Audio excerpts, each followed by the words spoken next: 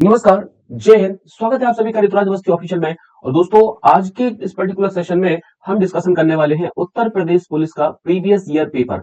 आप सभी जानते हैं कि यूपी पुलिस का एग्जाम अपकमिंग है, तो हमें प्रीवियस ईयर पेपर डिस्कशन से ये अंदाजा लग जाएगा कि पहले क्वेश्चंस कैसे पूछे गए थे। ठीक है, ताकि हम अपनी तैयारी को एक नए अंजाम पर ले जाएं। दोस्तों, बढ़ते हैं आगे। और ये वो different different social media platform है जहां पर आप मेरे साथ कनेक्ट कर सकते हैं। अगर कोई भी डाउट होता है तो आप लोग में से पूछ सकते हैं। ठीक है, आप यहाँ पर जो है ना मेल कर सकते हैं। ये फेसबुक, इंस्टा और टेलीग्राम। टेलीग्राम पर आपको सारे के सारे सेशन के लिंक मिल जाएंगे। लिंक के साथ साथ आपको पीडीएफ मिल जाएंगी। अगर आपको यूपी पुलिस के प्रीवियस ईयर पेपर का पीडीएफ चाहिए तो आप यहाँ पर टेलीग्राम में आ जाइए, यहाँ आपको पीडीएफ मिल जाएगा। चैनल को सब्सक्राइब कर लीजिए सो दैट आपको सारी की सारी जो क्लासेस है वो फ्री ऑफ कॉस्ट मिलती रहे। ठीक है, और दोस्तों के साथ शेयर जरूर करिएगा। चलिए बढ़ते हैं आगे दोस्तों। तो उत्तर प्रदेश पुलिस का जो प्रीवियस ईयर पेपर है उसमें सबसे पहला प्रश्न आपकी स्क्रीन पर ये रहा। Which device can be use to measure the density of liquid? किसी द्रव्य का घनत्व मापने के लिए किस उपकरण का उपयोग किया जाता है? अनीमोमीटर, बेयोमीटर, यूडियोमीटर और पाइक्नोमीटर। तो दोस्तों, इसका अगर आप सही उत्तर देखें, राइट आंसर कहला जाएगा पाइक्नोमीटर। ठीक है, ये क्वेश्चन एग्जाम में पूछा गया था। पाइक्नोमीटर एक उपकरण है जिसका उपयोग तरल पदार्थों के घनत्व को मापने के लिए किया जाता है। इसमें एक विशिष्ट मात्रा में एक सील बंद फ्लास्क होता है और फ्लास्क को खाली और फिर तरल से भरकर उस तरल का घनत्व निर्धारित किया जा सकता है। वहीं दोस्तों, अगर हम एनीमोमीटर की बात करते हैं तो इस उपकरण का उपयोग हवा की गति मापने के लिए किया जाता है। इसका तरल पदार्थों के घनत्व से कोई भी संबंध नहीं है। ठीक है, हवा की गति को मीजर करने के लिए इसका प्रयोग किया जाता है। वहीं अगर हम वेब मीटर की बात करें तो दोस्तों, वेब मीटर एक ऐसा उपकरण है जिसका उपयोग दानेदार सामग्री के प्रवाह गुणों को या प्रतिरोध को मापने के लिए किया जाता है। इसका भी द्रव्यों के घनत्व को नहीं मापता। वहीं अगर हम यूडियोमीटर की बात करते हैं तो ये एक कांच की ट्यूब है जिसका उपयोग मुख्य रूप से प्रयोगशालाओं में गैसों की मात्रा को मापने के लिए किया जाता है, विशेष रूप से गैस उत्पन्न करने वाली प्रक्रियाओं में। हालांकि यह आयतन मापने से संबंधित है, ये सीधे तरल पदार्थों के घनत्व को नहीं मापता है। ठीक है, आगे आते हैं दोस्तों। अगला जो क्वेश्चन आपसे पूछा गया था, the central university Baba Saheb Bhimrao Ambedkar Vidya Vihar is located in which city? केंद्रीय विश्वविद्यालय बाबा साहब भीमराव अंबेडकर विश्वविद्यालय विद्या विहार किस शहर में स्थित है? आगरा, कानपुर, वाराणसी और लखनऊ। तो दोस्तों, इसका अगर हम सही उत्तर देखें, राइट आंसर कहला जाएगा लखनऊ, जो कि उत्तर प्रदेश की राजधानी भी है। ठीक है, बाबा साहब भीमराव अंबेडकर विश्वविद्यालय की स्थापना संसद द्वारा पारित एक अधिनियम जो कि 1994 में हुआ था, इसके आधार पर किया गया था। और ये विश्वविद्यालय 10 जनवरी 1996 10 जनवरी 1996 को भारत सरकार मानव संसाधन विकास मंत्रालय शिक्षा विभाग के माध्यम से अस्तित्व में आया था। अगला जो क्वेश्चन आपसे पूछा गया था यहाँ पर, where is the headquarter of Uttar Pradesh police located? ये तो बहुत काम का है ना, ये आपको दिमाग में बैठा लेना है। उत्तर प्रदेश पुलिस का मुख्यालय कहां पर स्थित है? ऑप्शन है आपके सामने, बरेली, प्रयागराज, नोएडा और मेरठ। तो दोस्तों, इसका अगर आप सही उत्तर देखें, राइट आंसर कहला जाएगा प्रयागराज। प्रयागराज, जिसे हम पहले इलाहाबाद कहा करते थे पूर्व में, यहां पर उत्तर प्रदेश पुलिस का मुख्यालय स्थित है और पिछले 136 वर्षों से ये अस्तित्व में है। 136 वर्षों से ये मुख्यालय अस्तित्व में है। वर्ष 1861 में 1861 में पुलिस अधिनियम लागू होने के बाद वर्ष 1863 में पुलिस महानिरीक्षक का पद सृजित किया गया था। और 1937 के दौरान मुख्यालय का एक हिस्सा, जिसे आईजीपी का कैंप कार्यालय लखनऊ में स्थानांतरित कर दिया गया था और यही पीएचक्यू के काम की निगरानी के लिए एक डीआईजी को प्रतिनियुक्त किया गया था। ठीक है, तो ध्यान रखिएगा, उत्तर प्रदेश पुलिस का मुख्यालय कहां पर स्थित है? प्रयागराज यानी इलाहाबाद में। अगला क्वेश्चन आपसे यहां पर पूछा गया था, in which year did Uttarakhand came into existence? Uttarakhand किस वर्ष में अस्तित्व में आया था? साल 2000, 1991, 2016 और 2011। दोस्तों, आप सभी को पता है इसका सही उत्तर हो जाएगा साल 2000। ईयर 2000 में यूपी से अलग होकर के 10 जिलों को अलग करके उत्तराखंड को बनाया गया था। ठीक है, उत्तर प्रदेश से अलग करके उत्तराखंड को बनाया गया था। और ये जो है ना, तो 9 नवंबर 2000 को अस्तित्व में आया था as a 27th state of the India. Bharat के 27वें राज्य के तौर पर ये निकल करके सामने आया था जब इसे उत्तरी उत्तर प्रदेश से अलग कर दिया गया था। उत्तराखंड मुख्यतः एक पहाड़ी राज्य है जो हिमालय पर्वत श्रृंखला की तलहटी में स्थित है। उत्तराखंड की ग्रीष्मकालीन राजधानी जो है ना, तो ये गैरसैंण है और शीतकालीन राजधानी यहाँ पर देहरादून कहलाती है। ठीक है, ग्रीष्मकालीन यानी गर्मी में इसकी जो राजधानी है वो गैरसैंण हो जाती है और सर्दियों में इसकी जो पर्टिकुलर राजधानी है कहां ट्रांसफर हो जाती है? देहरादून। अगला जो क्वेश्चन दोस्तों आपसे यहाँ पर पूछा गया था, Barsana Holi is played with? जो बरसाना की होली है ये किसके साथ खेली जाती है? टमाटर, मिल्क, स्टोन और स्टिक्स। आप सभी जानते हैं दोस्तों, पूरे के पूरे देश भर में प्रसिद्ध है बरसाने की लठमार होली। ठीक है, ये किससे खेली जाती है? लाठियों से खेली जाती है। बरसाना होली हिंदू कैलेंडर के अनुसार फागुन महीने के 9वें दिन मनाई जाती है और लठमार होली मुख्य रूप से उत्तर प्रदेश के बरसाने में मनाई जाती है, जहां पर पूरे देश भर से लोग इस होली को मनाने के लिए, इसमें शामिल होने के लिए आते हैं। अगला क्वेश्चन आपसे पूछा गया था, the Kampil fair held in Uttar Pradesh is associated with which community? Uttar Pradesh में आयोजित होने वाला काम्पली मेला किस समुदाय से जुड़ा हुआ है? जैन, सिख, क्रिश्चियन और बुद्धिस्ट। तो इसका सही उत्तर अगर आप देखें दोस्तों, राइट आंसर कहला जाएगा जैन कम्युनिटी। जब हम काम्पली की बात करते हैं तो ये उत्तर प्रदेश में आयोजित होता है। काम्पली मेला हर साल उत्तर प्रदेश के फर्रुखाबाद जिले में आयोजित किया जाता है। फर्रुखाबाद जिले में आयोजित किया जाता है। और दोस्तों ध्यान रखिएगा, ये किससे रिलेटेड है? आपका जैन कम्युनिटी से रिलेटेड है।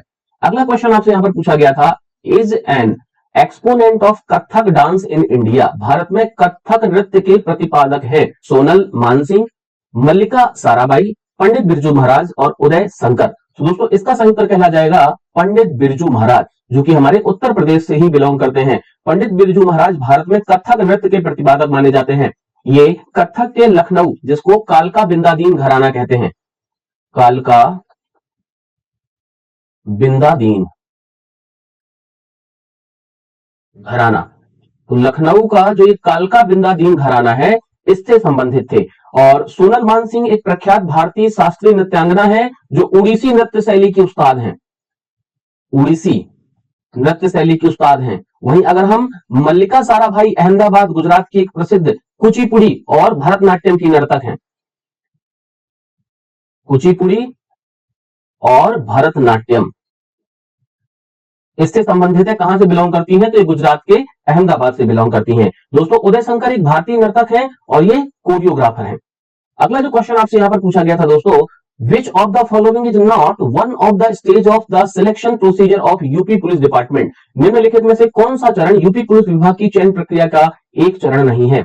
Physical test, educational qualification, age eligibility और लैंग्वेज टेस्ट। तो दोस्तों आप सभी पुलिस का एग्जाम देने जा रहे हैं और जिन्होंने ये पेपर दिया था उन सबको पता है कि यहां पर लैंग्वेज टेस्ट जैसा कोई भी पर्टिकुलर टेस्ट नहीं होता है। ठीक है, लैंग्वेज यानी कि भाषा परीक्षण यहां पर नहीं होता है। अगला जो क्वेश्चन आपसे पूछा गया था, according to a legend which god sacrifice 10 horses during Dashashwamedh yagya performed eight Dashashwamedh Ghat? एक पौराणिक कथा के अनुसार दशाश्वमेध घाट पर आयोजित दशाश्वमेध यज्ञ के दौरान किस भगवान ने 10 घोड़ों की बलि दी थी? आप सभी जानते हैं दोस्तों, दशाश्वमेध घाट कहां पर स्थित है? वाराणसी में। ठीक है, वाराणसी में स्थित है। सो भगवान विष्णु, भगवान ब्रह्मा, भगवान शिव और देवी काली। तो इसका सही उत्तर अगर आप देखें कहला जाएंगे भगवान ब्रह्मा। ठीक है, भगवान ब्रह्मा जी के द्वारा ऐसा माना जाता है पौराणिक कथाओं में कि दशाश्वमेध घाट पर दशाश्वमेध यज्ञ किया गया था और 10 घोड़ों की बलि दी गई थी। दोस्तों ध्यान रखिएगा, दशाश्वमेध घाट कहां पर स्थित है? तो वाराणसी में स्थित है और वाराणसी के प्रमुख घाटों में से एक है। अगला जो क्वेश्चन दोस्तों यहां पर आपसे पूछा गया था, which of the following is the highest gallantry award in India? निम्नलिखित में से कौन सा भारत का सर्वोच्च वीरता पुरस्कार है? अशोक चक्र, परमवीर चक्र, कीर्ति चक्र और वीर चक्र। तो जब भी यहां पर बात आती है वीरता पुरस्कारों की, तो सबसे टॉप पर होता है जिसे कहा गया परमवीर चक्र। परमवीर चक्र जो है ना सबसे हाईएस्ट अवार्ड है, भारत में सैन्य सम्मान के तौर पर देखा जाता है। और दोस्तों ये जो है ना वीरता के विशिष्ट कार्य प्रदर्शित करने के लिए इसको सम्मानित किया जाता है। अगला जो क्वेश्चन आपसे पूछा गया था, my passage from India is book written by? My passage from India ये किताब है जो किसके द्वारा लिखी गई है? Mulk Raj Anand, Edward Morgan Forster, Vidyadhar Suraj Prasad Naipaul और इस्माइल मर्चेंट। सो दोस्तों इसका अगर आप सही उत्तर देखें, राइट आंसर कहला जाएंगे मिस्टर इस्माइल मर्चेंट। ठीक है, इस्माइल मर्चेंट के द्वारा ये पर्टिकुलर पुस्तक लिखी गई थी। इस्माइल मर्चेंट जो है ना 25 दिसंबर 1936, 25 दिसंबर 1936 से लेकर के 2005 तक थे।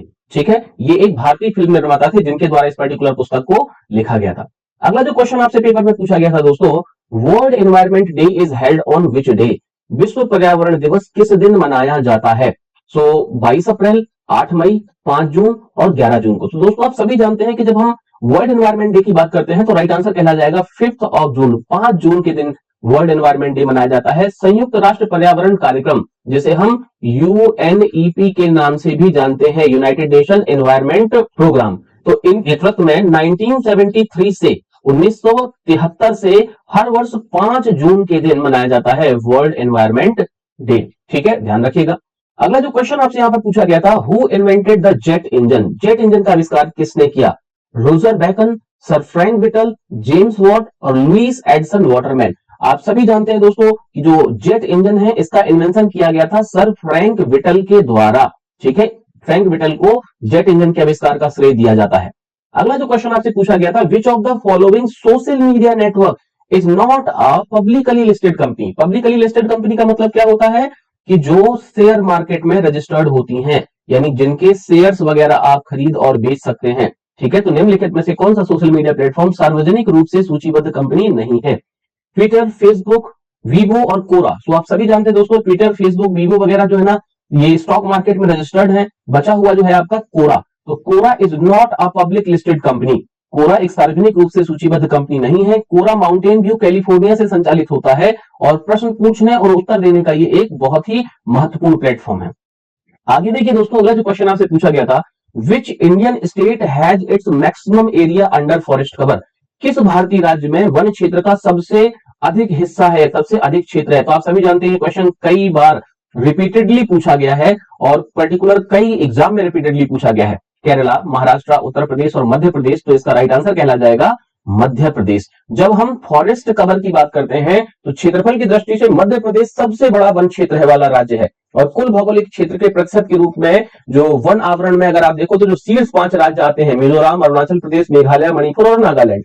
लेकिन अगर अपन क्षेत्रफल वाइज देखें तो सबसे नंबर 1 पर कौन आ जाता है? आपका मध्य प्रदेश। अगला जो क्वेश्चन दोस्तों आपसे पूछा गया था, is the official currency of Finland? Finland की आधिकारिक मुद्रा क्या है? डॉलर, पाउंड, रियाल और यूरो। सो आप सभी जानते हैं दोस्तों, राइट आंसर इसका कहला जाएगा यूरो। यूरो जो है ना, ये फिनलैंड की आधिकारिक मुद्रा कहला जाती है, जो यूरोपीय संघ का सदस्य है। और यहां पे हेलेंस्की इसकी राजधानी कहला जाएगी फिनलैंड की। ठीक है, ये कहला जाएगी इसकी कैपिटल। तो अगर आपसे कैपिटल पूछता है तो आंसर हो जाएगा हेलेंस्की, करेंसी पूछता है तो यूरो। अगला जो क्वेश्चन आपसे पूछा गया था, which line demarcate the boundary between India and Pakistan? Bharat और पाकिस्तान के बीच सीमा रेखा कौन सी है, यानी सीमा रेखा का नाम क्या है? McMahon line, Radcliffe line, Madison line और डूरंड लाइन। तो आप सभी जानते हैं दोस्तों, रेडक्लिफ लाइन जो भारत और पाकिस्तान के बीच की सीमा है इस नाम से जानी जाती है। ठीक है, और दो अलग अलग देशों को विभाजित करने के लिए रेखा खींची गई थी। रेडक्लिफ रेखा गुजरात के कच्छ के रण से होकर के जम्मू में अंतरराष्ट्रीय सीमा तक फैली हुई है। आप देखें, जो मैकमोहन रेखा है ये भारत और चीन के बीच एक स्पष्ट सीमा परिभाषित करती है। और जो डूरंड रेखा है, डूरंड रेखा अफगानिस्तान और पाकिस्तान के बीच में जो है ना तो सीमा को दर्शाती है। कहां हो जाएगी? मैकमोहन रेखा हो जाएगी आपका between India and China. Radcliffe हो जाएगी इंडिया एंड पाकिस्तान। डूरंड हो जाएगी पाकिस्तान एंड अफगानिस्तान। ठीक है, ध्यान रहेगा।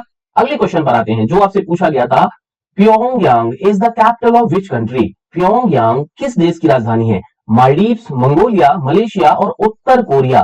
सो आप सभी जानते हैं दोस्तों, इस देश को हम तानाशाही के तौर पे जानते हैं, जैसे नॉर्थ कोरिया कहा गया, उत्तर कोरिया। किम जोंग उन यहाँ के तानाशाह हैं और इन्हीं की राजधानी है पैंगयोंग। ठीक है, मालदीव की अगर आप बात करते हैं दोस्तों तो इसकी राजधानी कहला जाती है माले। और मालदीव जो है ना एक आर्कीपेलेजो है। आर्कीपेलेजो का मतलब होता है ग्रुप ऑफ आइलैंड जो हिंद महासागर में स्थित है। ठीक है, मंगोलिया की जो राजधानी है इसे कहा जाता है उलान बटार। उलान बटार ये मंगोलिया की राजधानी कहला जाएगी। मंगोलिया एक जो है ना लैंड लॉक्ड कंट्री है, यानी स्थल अवरुद्ध देश है और मंगोलिया उत्तर मध्य एशिया में स्थित है। वहीं मलेशिया की अगर आप बात करते हैं तो दोस्तों इसकी राजधानी कहला जाएगी कुआलालंपुर। कुआलालंपुर जो है ना ये इसकी राजधानी कहला जाएगी मलेशिया की। ठीक है, आगे बढ़ते हैं। अगला क्वेश्चन आपसे यहां पर पूछा गया था, which of the following is not a state of the United states of America? निम्नलिखित में से कौन सा संयुक्त राज्य अमेरिका का एक राज्य नहीं है? न्यूयॉर्क, मिनेसोटा, लुइसियाना और अटलांटा। सो आप सभी जानते हैं कि जैसे भारत में अलग अलग स्टेट है वैसे यूनाइटेड स्टेट्स ऑफ अमेरिका में है। सो यहां पे जो इसका राइट आंसर कहला जाएगा Atlanta. Atlanta is not a state of United states of America. Atlanta संयुक्त राज्य अमेरिका का एक राज्य नहीं है। अटलांटा अमेरिकी राज्य जॉर्जिया जो है ना तो इसकी राजधानी है। ठीक है, it is the capital of Georgia, it is not a state. आगे बढ़ते हैं दोस्तों, यहां पर आपसे पूछा गया है, the people of Lakshadweep speak which other language beside Malayalam? Lakshadweep के लोग मलयालम के अलावा और कौन सी भाषा बोलते हैं? देखो मलयालम तो बोली जाती है, इसके अलावा कौन सी बोली जाती है? तमिल, महल, बंगाली और हिंदी। बंगाली और हिंदी का तो सवाल ही नहीं उठता, तो बचती कौन सी आपके पास, तमिल और महल, और इसका राइट आंसर कहला जाएगा महल। ठीक है, आप सभी जानते हैं दोस्तों अरब सागर में लक्षद्वीप स्थित है। ठीक है, आर्किपेलागो का मतलब होता है ग्रुप ऑफ आइलैंड, और लक्षद्वीप के लोग मलयालम और महल भाषा को बोलते हैं। महल भाषा को माही भी कहते हैं, जो पुरानी सिंहली भाषा के समान होती है, और मिनी कॉय आइलैंड जो है यहाँ पर सबसे ज्यादा ये भाषा बोली जाती है। अगला जो क्वेश्चन आपसे पूछा गया था, name the younger son of Shivaji who was also the third Chhatrapati. Shivaji Maharaj के बेटे जो छोटे थे, छोटे बेटे का नाम क्या था जो तीसरे छत्रपति भी बने थे। आप सभी जानते हैं शिवाजी महाराज के जो बाद है ना, इनके बड़े बेटे संभाजी यहाँ पर सत्ता में बैठे थे, छत्रपति बने थे, और उनके बाद यहाँ पर जो आए थे उनके दूसरे बेटे जिनका नाम था राजाराम, यानी छत्रपति राजाराम। तो शिवाजी महाराज के सबसे छोटे पुत्र जो थे ना, ये राजाराम थे, जो कि तीसरे छत्रपति बने। राजाराम भोसले मराठा साम्राज्य के तीसरे छत्रपति थे, और 1689 से लेकर के ये 1700 तक मराठा अंपायर के छत्रपति रहे हैं। अगला जो क्वेश्चन दोस्तों आपसे यहां पर पूछा गया था, is an ancient folk dance originated from Orissa. Orissa में उत्पन्न एक प्राचीन लोक नृत्य है, पुलिकाली, राउत नाच, डोल्लू कुनिथा और घुमरा। उड़ीसा में जब ओरिजिनेट हुआ है इसे हम बोलते हैं घुमरा। ठीक है, घुमरा जो नाच है ये उड़ीसा में इसकी उत्पत्ति हुई है, एक प्राचीन लोक नृत्य है, और प्राचीन पौराणिक ग्रंथों के अनुसार घुमरा को देवताओं और राक्षसों का युद्ध नृत्य माना जाता था। ठीक है, पल्ली कली अगर आप देखें तो ये कहां से रिलेटेड है, ये रिलेटेड है आपका केरला, और केरल राज्य की एक मनोरंजक लोक कथा है। राउत नाच मुख्यतः कहां से रिलेटेड है, ये आपका छत्तीसगढ़ से रिलेटेड है, और जो डोल्लू कनिथा है ये एक पारंपरिक नृत्य शैली है कर्नाटका में। ठीक है, अगला जो क्वेश्चन दोस्तों आपसे यहां पर पूछा गया था, the salary of president of India is per month. Bharat के राष्ट्रपति का वेतन प्रतिमाह कितना है, 1.5 लाख, 15 लाख, 50 लाख और 5 लाख। तो दोस्तों इसका राइट आंसर अगर आप देखें ये कहला जाएगा 5 लाख, 5 लाख कहला जाएगा। अच्छा, बहुत सारे स्टूडेंट यहां पर ये कह रहे थे कि ऑप्शन में 5.9 लाख था। तो दोस्तों ध्यान रखिएगा कि ये जो 5 लाख सैलरी है, अगर हम ये 2024 में देखें 2004 में, तो ये इक्विवेलेंट हो जाती है, महंगाई के हिसाब से इक्विवेलेंट हो जाती है 5.9 लाख के। ठीक है, वैसे अगर हम देखें तो जो 2018 का केंद्रीय बजट था, इस पर भारत के राष्ट्रपति के वेतन को 1.5 लाख से बढ़ा करके 5 लाख रुपए प्रतिमाह कर दिया गया था। लेकिन अगर आप यहां पर देखें तो 5 लाख ऑप्शन है कि इसका राइट आंसर कहना जाएगा, लेकिन अगर यहाँ पे 5.9 लाख आता है तो ध्यान रखिएगा महंगाई भत्ते के साथ अगर हम इक्विवेलेंट वेतन देखें तो 2024 में कितनी बन जाती है, 5.9 लाख बन जाती है। ठीक है, आगे देखिए दोस्तों यहां पर पूछा गया है, India rank at third position behind the Indonesia in its annual coconut production. Bharat अपने वार्षिक नारियल उत्पादन में इंडोनेशिया के बाद तीसरे स्थान पर है। मेडागास्कर, म्यांमार, मलेशिया और फिलीपींस, यानी भारत तीसरे पर है तो दूसरे पर कौन है ये आपको बताना है ना। तो इसका सही उत्तर दोस्तों यहां पर कहला जाएगा फिलीपींस। जब आप यहां पर देखते हैं तो फिलीपींस और इंडोनेशिया के बाद भारत जो है ना तो तीसरे स्थान पर है। इंडोनेशिया विश्व में नारियल का सबसे बड़ा उत्पादक है, फिलीपींस दूसरे स्थान पर आता है और भारत नारियल का तीसरा सबसे बड़ा उत्पादक है। कर्नाटक, तमिलनाडु, केरल ये शीर्ष 3 राज्य हैं भारत में जहां नारियल का उत्पादन होता है। कौन कौन से, कर्नाटक, तमिलनाडु और केरला। ठीक है, इन 3 राज्यों में भारत के नारियल का उत्पादन सबसे ज्यादा होता है। केरल, तमिलनाडु, आंध्र प्रदेश और कर्नाटक भारत के 4 शीर्ष प्रमुख उत्पादक राज्य हैं जो भारत में कुल नारियल का लगभग 90% का उत्पादन करते हैं। ठीक है, इसमें अगर आप आंध्र प्रदेश और ऐड कर दो तो भारत में जितना नारियल का उत्पादन होता है वो 90% इन 4 राज्यों में आता है। ठीक है, अगला जो क्वेश्चन दोस्तों आपसे पूछा गया था, the hand written constitution was sign on 24 January 1950 by 284 members of the constituent assembly which included women. हस्तलिखित संविधान पर 24 जनवरी 1950 को संविधान सभा के 284 सदस्यों के हस्ताक्षर किए थे, जिनमें कितनी महिलाएं शामिल थी, 30, 20, 15 और 25। तो राइट आंसर दोस्तों का कहला जाएगा 15। ठीक है, टोटल कितनी महिलाएं शामिल थी वहां पर, 15 महिला सदस्य थी जिन्होंने 24 जनवरी 1950 को संविधान पर हस्ताक्षर किए थे। डॉक्टर राजेंद्र प्रसाद भारत के पहले राष्ट्रपति थे और उन्होंने 26 जनवरी 1950 को पदभार ग्रहण किया था और इसी दिन संविधान लागू हुआ था। अगला जो क्वेश्चन आपसे पूछा गया था, the Kakori train robbery was conceived by Ram Prasad Bismil and. Kakori train डकैती की कल्पना राम प्रसाद बिस्मिल और किसने करी थी, खुदीराम बोस, शिवराम राजगुरु, अशफाकुल्ला खान और जतेंद्र नाथ दास। आप सभी जानते हैं दोस्तों इसे काकोरी कांड के नाम से जाना जाता है। जो कि राम प्रसाद बिस्मिल और अशफाक उल्ला खान इन दोनों के द्वारा मिलकर के बनाया गया था। काकोरी ट्रेन डकैती एक ट्रेन डकैती थी जो भारत में ब्रिटिश शासन के खिलाफ भारतीय स्वतंत्रता आंदोलन के दौरान 9 अगस्त 1925 9 अगस्त 1925 को लखनऊ, आप सभी जानते हैं काकोरी कहां पे पड़ता है, ये लखनऊ के नजदीक है। तो लखनऊ के पास एक गांव जिसे काकोरी कहा गया, यहां पर हुई थी। डकैती की योजना राम प्रसाद बिस्मिल अशफाक उल्ला खान ने बनाई थी। इसे राम प्रसाद बिस्मिल अशफाक उल्ला खान के साथ साथ चंद्रशेखर आजाद, राजेंद्र लहड़ी, सचिंद्र बख्शी, केशव चक्रवर्ती, मुरारी लाल खन्ना, बनवारी लाल, मुकुंदी लाल गुप्ता और मनमथ नाथ गुप्ता ने अंजाम दिया था। स्वतंत्रता सेनानियों राम प्रसाद बिस्मिल, अशफाक उल्ला खान, रोशन सिंह को काकोरी षड्यंत्र में शामिल होने के कारण 19 दिसंबर 1927 को फांसी की सजा दे दी गई थी। किसे किसे? सो राम प्रसाद बिस्मिल, अशफाक उल्ला खान और रोशन सिंह।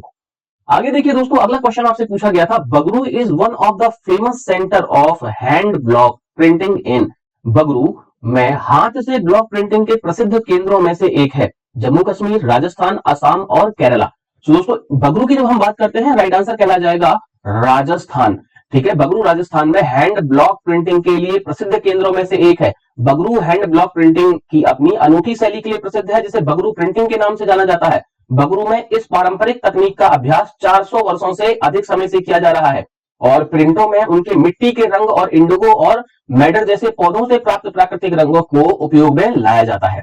ठीक है, आगे बढ़ते हैं दोस्तों। अगला जो क्वेश्चन आपसे पूछा गया था, the current cash reserve ratio set by reserve bank of India is percent. RBI द्वारा निर्धारित वर्तमान नगद आरक्षित अनुपात कितने प्रतिशत है? 5.5, 6, 4.5 और 7। तो दोस्तों इसका सही उत्तर अगर आप देखें कहला जाएगा 4.5%। ठीक है, आरबीआई द्वारा जो है ना 4.5% कैश रिजर्व रेशियो रखा गया है। कैश रिजर्व रेशियो को अपन नकद आरक्षित अनुपात भी कहते हैं, जो हर एक बैंक को मेंटेन करना होता है आरबीआई के पास कैश के फॉर्म में। ठीक है, एक न्यूनतम जमा अंश है जिसे जितने भी कमर्शियल बैंक है उनको नगद मेंटेन करना होता है, जो रिजर्व बैंक ऑफ इंडिया है उसके पास। तो यहां पर अगर आप देखें तो 21 मई 2022 से जो सीआरआर है ये 4.5% चला आ रहा है। इसको रिजर्व बैंक ऑफ इंडिया ने अभी तक चेंज नहीं किया है।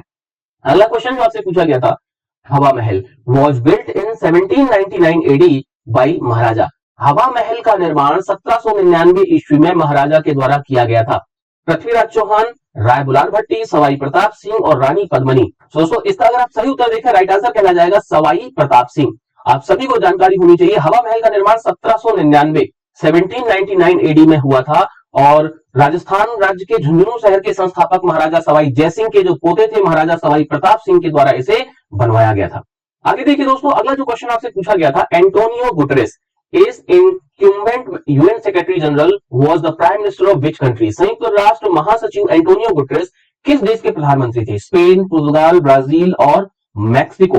तो दोस्तों इसका अगर आप सही उत्तर देखें, राइट आंसर कहला जाएगा पुर्तगाल। ठीक है, जब आप एंटोनियो गुटेरेस की बात करते हैं तो ये पुर्तगाल के प्रधानमंत्री थे और एंटोनियो गुटेरेस 1995 से 2002 तक 1995 से 2002 तक ये पुर्तगाल के प्रधानमंत्री रहे हैं। इस दौरान ये पूर्वी तिमोर में संकट को हल करने के अंतरराष्ट्रीय प्रयासों में भारी रूप से शामिल थे और संयुक्त राष्ट्र महासभा के 9वें सचिव के तौर पर इन्हें 1 जनवरी 2017 को इन्होंने अपना पदभार ग्रहण किया था।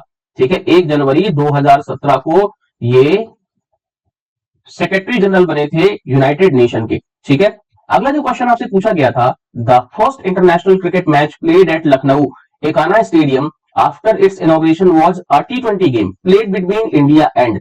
लखनऊ के एकाना क्रिकेट स्टेडियम में उद्घाटन के बाद खेला गया पहला अंतरराष्ट्रीय क्रिकेट मैच भारत और किसके बीच में खेला गया था, जो कि एक T20 मैच था? वेस्ट इंडीज, श्रीलंका, ऑस्ट्रेलिया और इंग्लैंड। तो आप सभी जानते हैं इसका राइट आंसर कहला जाएगा वेस्ट इंडीज। ठीक है, जो वेस्ट इंडीज है ना, तो वेस्ट इंडीज और वेस्ट इंडीज के साथ साथ भारत, इनके बीच में ये T20 मैच खेला गया था। भारत रत्न श्री अटल बिहारी वाजपेयी एकाना स्टेडियम भारत के लखनऊ में एक अंतरराष्ट्रीय क्रिकेट स्टेडियम है। आगे बढ़ते हैं दोस्तों, the 2022 Asian games will be hosted by. 2022 एशियाई खेलों की मेजबानी किसके द्वारा की गई थी? ऑस्ट्रेलिया, चीन, सिंगापुर और मलेशिया। याद रखना करंट अफेयर के क्वेश्चन जो है ना, क्वेश्चन 2018 के भी पूछे गए थे। ठीक है, ये यूपी पुलिस का एग्जाम है। यूपी पुलिस के एग्जाम में करंट अफेयर साल 2018 का भी पूछा गया था। क्वेश्चन आगे मैं भी आपको बताऊंगा। ठीक है, कौन सा क्वेश्चन पूछा गया था। तो करंट अफेयर तो मतलब आप सोच लो कि पिछले 3-4 साल तक का भी आपको पता होना चाहिए जो मुख्य इवेंट है, और पिछले 6 महीने का तो पता होना ही चाहिए। ठीक है, इसका सही उत्तर अगर आप देखें, राइट आंसर कहला जाएगा चाइना। 2022 में एशियाई खेलों की जो मेजबानी है ये चाइना के द्वारा करी गई थी, है ना। और 19वें एशियाई खेल 23 सितंबर से 8 अक्टूबर 2023 के बीच में हुए थे। 23 सितंबर से 8 अक्टूबर 2023 इस बीच में जो है ना ये हुए थे। और झांगझू झांगझू जो पर्टिकुलर प्लेस है जहां पर ये हुए थे, पीपल रिपब्लिक ऑफ चाइना में, आधिकारिक तौर पर 2022 एशियाई खेलों के रूप में जाना जाता है, जिसे कोविड-19 महामारी प्रतिबंधों के कारण एक साल के लिए स्थगित कर दिया गया था। आगे बढ़ते हैं दोस्तों, अगला जो क्वेश्चन आपसे पूछा गया था, name India chief of the army staff who took office on 31 दिसंबर 2016। भारत के थल सेना अध्यक्ष का नाम बताइए जिन्होंने 31 दिसंबर 2016 को पदभार ग्रहण किया था। General Bipin Rawat, general Shankar Rai Chaudhary, general Vikram Singh और जनरल विजय कुमार सिंह। दोस्तों इसका सही उत्तर कहला जाएगा जनरल बिपिन रावत। जनरल बिपिन रावत जी के द्वारा chief of the army staff का पद 31 दिसंबर 2016 को ग्रहण किया गया था। सो जनरल बिपिन रावत इसका राइट आंसर कहला जाएगा। अगला जो क्वेश्चन आपसे पूछा गया था, where was the 33rd ASEAN summit held in November 2018। नवंबर 2018 में 33वां आसियान शिखर सम्मेलन कहां आयोजित किया गया था? इंडोनेशिया, थाईलैंड, सिंगापुर और मलेशिया। सो आप सभी को ये जानकारी होनी चाहिए कि 11 से लेकर के जो 15 नवंबर 2018 तक सनटेक सिंगापुर कन्वेंशन सेंटर में 33वें एशियन शिखर सम्मेलन का आयोजन किया गया था। दक्षिण पूर्व एशियाई देशों का संगठन, एशियान का मतलब यहां पर क्या होता है? Association of south east Asian nation, association of south east Asian nation को हम एशियान कहते हैं। इसका उद्देश्य अपने 10 सदस्य कौन कौन से हैं? Brunei, Cambodia, Indonesia, Laos, Malaysia, Myanmar, Philippines, Singapore, Thailand और वियतनाम के बीच आर्थिक और सुरक्षा सहयोग को बढ़ावा देना है। और अभी आप अगर देखें साल 2023 में 43वां शिखर सम्मेलन हुआ था। 2023 में 43वां शिखर सम्मेलन हुआ था, जो कि 4 से लेकर के 7 सितंबर 2023 के बीच में आयोजित किया गया था। और ये आयोजित हुआ था जकार्ता। जकार्ता कहां पर है? ये दोस्तों कहला जाएगा इंडोनेशिया। यहां पर इसको आयोजित किया गया था। ठीक है, तो देखो 2023 में आयोजित हुआ, बट क्वेश्चन कहां से पूछा था आपका? 2018 से। अगला जो क्वेश्चन आपसे पूछा गया था, which organ in the human body produce insulin. मानव शरीर में कौन सा अंग इंसुलिन का उत्पादन करता है? लीवर, पेनक्रियाज, स्प्लीन और गॉल ब्लैडर। सो अगर हम इसका सही उत्तर देखें, राइट आंसर यहां पर कहला जाएगा पेनक्रियाज, जिसको हम अग्नाशय कहते हैं। अग्नाशय के द्वारा शरीर में इंसुलिन का उत्पादन किया जाता है, जो हमारे शरीर के भीतर जो शुगर होता है, शुगर के विनिमय में मदद करता है। इंसुलिन हमारे रक्त में ग्लूकोज के स्तर को भी नियंत्रित करता है। इसके बाद जो अगला क्वेश्चन आपसे पूछा गया था, which of the following is a non metal that remain in liquid state at room temperature. निम्नलिखित में से कौन सी अधातु कमरे के तापमान पर तरल अवस्था में रहती है? मर्क्यूरी, ब्रोमीन, क्लोरीन और हीलियम। तो इसका सही उत्तर आप देखिए, राइट आंसर कहला जाएगा ब्रोमीन। दोस्तों जब हम यहाँ पर ब्रोमीन की बात करते हैं तो एक अधातु है जो कमरे के तापमान में तरल में होती है। गैर धातुओं के बीच ब्रोमीन अनूठी संतति मानक स्थितियों में भी तरल अवस्था में रहती है। अगला क्वेश्चन देखिए दोस्तों, आपसे यहाँ पर पूछा गया था, which of the following element has the smallest atomic number. निम्नलिखित में से किस तत्व की परमाणु त्रिज्या सबसे छोटी होती है? ब्रोमीन, क्लोरीन, सोडियम और कैल्शियम। तो इसका सही उत्तर अगर आप देखें, राइट आंसर कहला जाएगा यहाँ पर क्लोरीन। क्लोरीन की जो एटॉमिक रेडियस है यानी परमाणु त्रिज्या सबसे कम होती है। परमाणु त्रिज्या जो है ना, तो ये परमाणु के नाभिक से बाहरी इलेक्ट्रॉनों तक की दूरी कहलाती है, और क्लोरीन में अगर आप देखें तो ये सबसे कम होती है। ठीक है, और दोस्तों आखिरी जो क्वेश्चन आपसे जीके के पेपर में पूछा गया था, that is CH3COOH CH2CH3 is the formula of. CH3COOH CH2CH3 का सूत्र किसका है? तो आप सभी जानते हैं दोस्तों, इसे हम क्या बोलते हैं? एथिल एथेनोइड कहते हैं। इसे एथिल एसीटेट के नाम से भी जाना जाता है। एथिल एसीटेट के नाम से भी इसे जाना जाता है, ये ध्यान रखिएगा दोस्तों। वहीं अगर हम बात करें तो कलरलेस लिक्विड होता है जिसमें एक बहुत ही स्वीट स्मेल होती है। ये एक कलरलेस लिक्विड होता है जिसमें की बहुत ही ज्यादा स्वीट स्मेल होती है। ठीक है, वहीं दोस्तों अगर हम ब्यूटेनोइक एसिड की बात करते हैं तो इसका जो फॉर्मूला है ये होता है CH3 CH2 CH2 CO2H। ठीक है, 1 2 3 4। वहीं अगर अपन मेथाइल एथेनोइड की बात करते हैं तो दोस्तों CH3 COOCH3। और अगर आप प्रोपेनोइक एसिड की बात करते हैं तो इसका जो फॉर्मूला होता है ये कहला जाता है CH2 CO2H। ठीक है, ये आपको ध्यान रखना है कि अगर एक कार्बन है तो मैथ कहते हैं, 2 है तो एथ, 3 है तो प्रोप, 4 है तो ब्यूट, 5 है तो पेंट, 6 है तो हेक्स, 7 है तो हेप्ट, 8 है तो ऑक्ट, 9 है तो नॉन और 10 है तो डेक। कार्बन की संख्या के आधार पर हम यहां पर ये नामकरण करते हैं, जिसे हम IUPAC कहते हैं। तो दोस्तों आप सभी जानते हैं कि उत्तर प्रदेश पुलिस कांस्टेबल में जीके के 38 क्वेश्चंस आते हैं और ये जो 38 क्वेश्चन हैं, ये 38 क्वेश्चन अभी जो पिछले वर्ष पेपर हुआ था उसके थे। ठीक है, सो आई होप कि वीडियो आपको इन्फॉर्मेटिव लगा होगा। वीडियो इन्फॉर्मेटिव लगा है तो सेशन को लाइक करिएगा, दोस्तों के साथ शेयर करिएगा। चैनल पर अगर आप नए हैं तो चैनल को जरूर सब्सक्राइब करिएगा। मिलते हैं अगले